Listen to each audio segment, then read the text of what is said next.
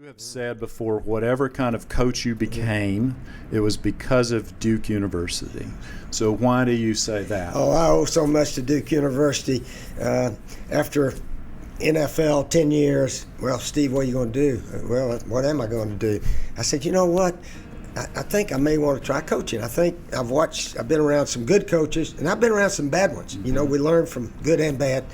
And maybe if I got an opportunity to be a coach in college, it doesn't seem like work because you're anxious to get to the office every day and try to teach your players how to play the game and this, that, and the other.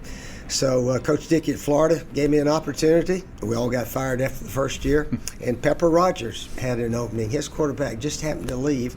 So I got to go to Atlanta for 1 year with Coach Pepper Rogers, and then they let him go. And I'd met Coach Red Wilson at Duke during spring recruiting in Atlanta the year before, and actually Coach Rogers let me call the plays when we played Duke, and we scored 24, which was a lot for Georgia Tech that year. So anyway, I got in touch with Coach Wilson, and he hired me as offensive coordinator my third year ever as an assistant coach. So really grateful for Duke, and you know, a lot of my buddies said, Steve, you can't win at Duke. Nobody wins at Duke. Go somewhere where you can win if you want a coaching career. And I said, well, guess what? They're the only school that's offered me a chance. So I'm going to go there and give it the best I got, and hopefully we can make winners there and move on or whatever. But then I had a chance to come back again after the USFL folded. I had an opening here, and Tom Butters hired me back in 1987. So I had 3 wonderful years here, and of course, culminating with the ACC Championship team of '89. Right, that is still remembered fondly, maybe the most fondly of any Duke team ever, that 1989 team. What was the key to its success? Scott, it was a very interesting year because we opened up 1-3. Now, back in those days, we played 6 road games and 5 home games.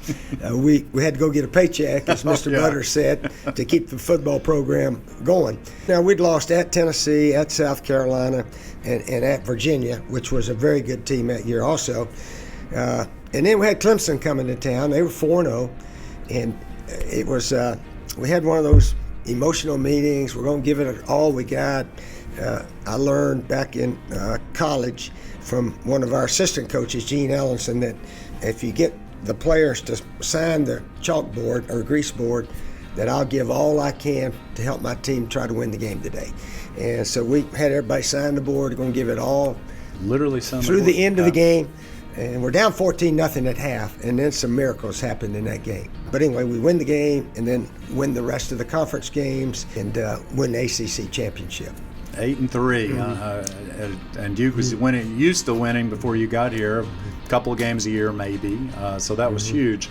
Took a famous picture at the scoreboard at Kenan Stadium when we beat UNC 41-0, and that's one that people still remember fondly here, not so fondly, and at the other shade of blue in Chapel Hill. Are you glad you took that picture in '89? Scott, we didn't take that picture because we beat North Carolina. They were a sorry team that year. I think they were 1-10. We took that picture because we're ACC champs. I see. And earlier, we beat Maryland at Maryland. I think it was like 45-26. And as we were leaving, one of our assistant coaches, Jim Collins, his wife, always on the sideline taking pictures with her camera and so forth. And I said, Jerry, we're going to get the team under the scoreboard. We have beaten Maryland at Maryland, first time since 1960. So it's 29 years since that had happened. And so the guys everybody already left. We'd beaten them pretty good. And all the players are giving it thumbs up. As I came in the locker room, I never will forget, I said, now, fellas, if we win the rest of them, we're going to take a picture at Chapel Hill because we'll be ACC champs.